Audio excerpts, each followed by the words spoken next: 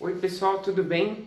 Hoje a gente vai continuar a nossa aula sobre o parnasianismo.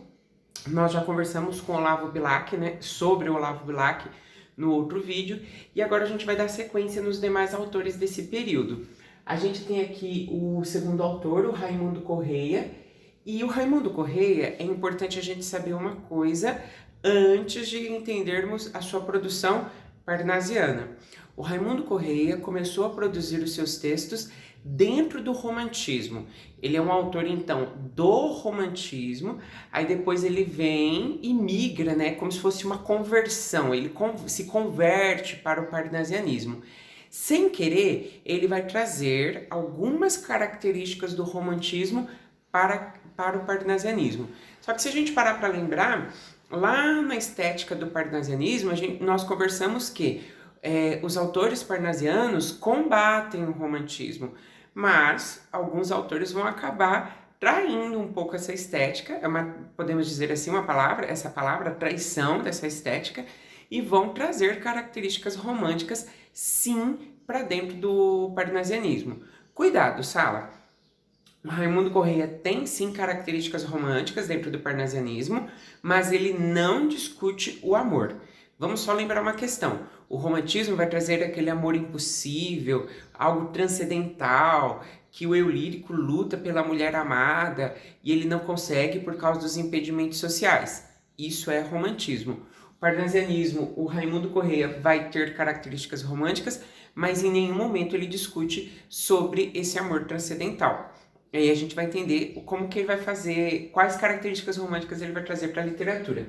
Primeiro, ele tem esse título, o Poeta das Pombas. O Olavo Bilac tem o título Príncipe dos Poetas Brasileiros e Poeta das Estrelas. O Raimundo Correia é o Poeta das Pombas. O texto dele tem uma leveza filosófica, que seria o texto que você vai ler e dele você vai trazer uma mensagem para você seguir a sua vida, para dar uma sequência na sua vida. Então são textos que você, ao lê-los, você vai ter como se fosse uma lição de moral para seguir a orientação da vida. E aí ele tem essa força lírica, que é aquela questão sentimental. Cuidado, sentimento não é amor, questão sentimental é o sentimento do viver, essa questão da vida mesmo. O que nós fazemos na vida, qual é a função do ser humano na vida, qual é a sua função na sociedade, qual é a sua função nesse atual momento do Brasil, no atual momento do mundo. Então essas questões ele traz para a literatura, e aí o texto dele é meditativo. E aí esse meditativo seria aquela questão de você ler e tirar ali algo para você ficar meditando na vida. Só que o texto dele é marcado pela desilusão e pelo pessimismo. Anotem no caderno de vocês, marcado também pelo pessimismo. Desilusão, pessimismo, características do romantismo. Como que ele vai trazer essas características para dentro da literatura parnasiana? Vejam bem, ele vai trazer para a gente assim, ele vai trazer a reflexão da vida, por exemplo, seus sonhos, você vai lutar por eles e ele vai dizer para nós, pessimismo e desilusão, que esses sonhos não serão realizados. Professor, é triste, pessimismo e desilusão. Se eu tenho uma característica que chama pessimismo e desilusão, não teremos aqui no texto algo positivo. Terá aqui no texto elementos que farão com que a gente chegue a uma conclusão de que essa literatura é uma literatura, assim, de que a vida nos apresentará surpresas das quais a gente não vai conseguir sair delas, tá bom? Bom, a produção dele tem considerações que falam a respeito da transitoriedade da vida. Como que funciona isso daqui, a transitoriedade da vida? São fases que nós temos na vida. Por exemplo, vou pegar só o ensino médio, né? Nós morremos para o primeiro ano, nascemos para o segundo ano. Morremos para o segundo ano, nascemos para o terceiro ano. Nós morremos para o terceiro ano e nascemos para uma vida pós-escola, seja ela universitária, seja ela de curso, seja ela de algo da sua vida, algo particular seu.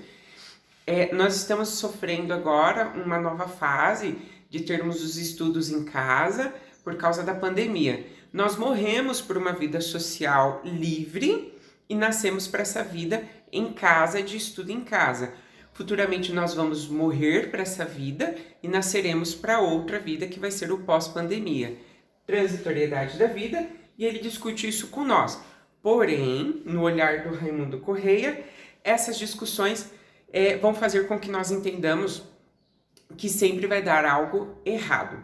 Bom, Sala, se ele tem o título As Pombas, o Poeta das Pombas, significa que seu texto mais famoso se chama As Pombas. E aí, o que eu tenho aqui? Eu vou pegar um livro meu, que se chama, um livro meu que tem o título A Poesia As Pombas, e nós vamos ler juntos. O que eu sugiro a vocês? Que vocês peguem e leiam junto comigo, não deixem eu lendo aqui no vazio sozinho, porque aí vocês vão entender como que é a produção desse autor. Ele já caiu no Enem, ele cai em vestibular, vocês têm o passe, e aí é o sonho de vocês. Vamos ler juntos então esse texto As Pombas. E diz assim, ó, o título As Pombas, só esse título, As Pombas. E diz assim: vai-se a primeira pomba despertada, vai-se outra mais outra, enfim dezenas. De pombas vão-se dos pombais, apenas raia sanguínea e fresca madrugada. E à tarde, quando a rígida nortada sopra, aos pombais de novo elas, serenas, ruflando as asas, sacudindo as penas, voltam todas em bando e em revoada. Também dos corações onde abotoam os sonhos, um por um céleres voam como voam as pombas dos pombais.